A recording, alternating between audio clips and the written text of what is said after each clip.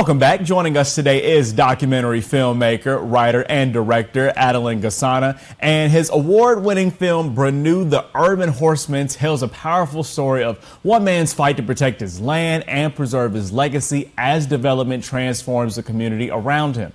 The film is coming to the Macon Film Festival this weekend. Adeline, thanks so much for being here. How are you today? Thank you. I'm doing great. I'm excited. Appreciate the opportunity to talk to you. Thank you. Yeah, of course. Well, congrats on this film, man. I've been watching this man just travel all across the state talking about this film, so definitely congratulations to you. So let's start with this, right? So tell us about Brannu. Who is he, and what made you realize his story was one that needed to be told on film? Well, Brannu is a land-owning urban horseman. He owns 27 acres of land in the city of South Fulton, which is right outside Atlanta. He has to battle his local government just to build his dream ranch.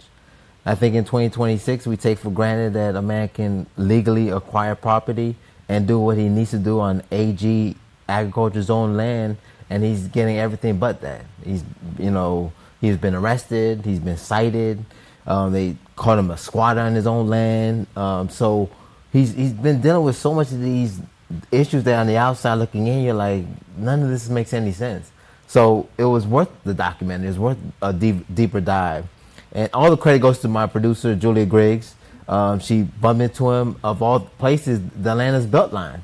He was riding his horse, and if you see a horse on a Beltline, it's like somebody who fell out of the sky, right? It's something you don't forget. And then so she started having this conversation with him, and then he says, "Oh, I also got land, open land, and raw land in the corner of Camp Creek Parkway and Butner Road," and it was mesmerizing for her. So she, digged a little bit deeper, did a little light research, and then she tapped me. She knew me from my documentary work and said, "Anna, what do you think? You think there's something here? You think there's a story here?" And it was just that. She was strong enough to feel like there was a story worth bigger than just a news piece, a news segment. And then I came in, of course, with my documentary eyes, and I said, "Yes, this is it." That's awesome, man. So yeah, so again, it's a fascinating piece. Just to cover a guy who deal with everything unnecessarily. Yeah, that's definitely a powerful story right there. And then also just to hear about her story and what she experienced and how this whole thing came about. And so your documentary follows a decade-long fight involving everything from the government citations, the arrests, and all those things that you talked about. So what was it like gaining access to that journey and documenting that personal battle? You used the perfect word, access. Access is the number one thing we documentarians want, even more than money, as important money is.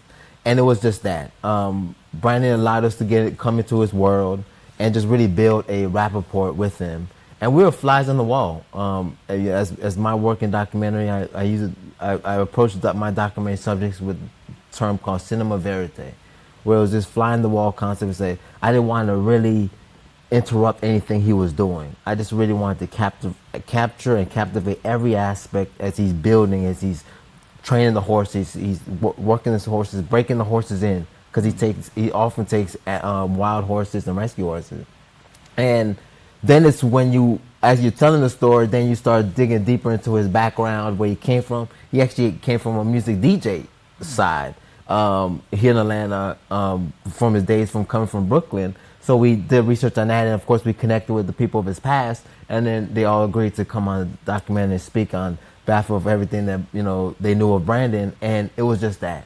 And wow. So what started as a curiosity piece, slowly evolved into a passion project for 2.5 years running. And it was a fun time. Nice, that's pretty cool. And then about 10 seconds left, just real quick, just tell people when they come to the film festival, what can they expect and why is it important for them to come and experience this? Well, first and more thing, you're going to see a horse, and you're going to see a guy on a horse. He always tries with his horse. There's no separation from him and the horse. But I think people are going to really learn more about the intricacies of our current socioeconomic reality. Eminent domain, gentrification, rapid urbanization. These are very powerful elements that's happening in our communities, whether you're in rural or urban America. And I think those are things that people can resonate with. Yeah, that's pretty awesome, man. Congrats again. And Brannu, The Urban Horseman will screen on Sunday at 4:15 p.m. at Theater Macon as part of the 2026 Macon Film Festival. Adeline, thanks so much for being here and talking with us about this. Thank you guys so much for joining us, and best of luck at the screening. We'll be right back.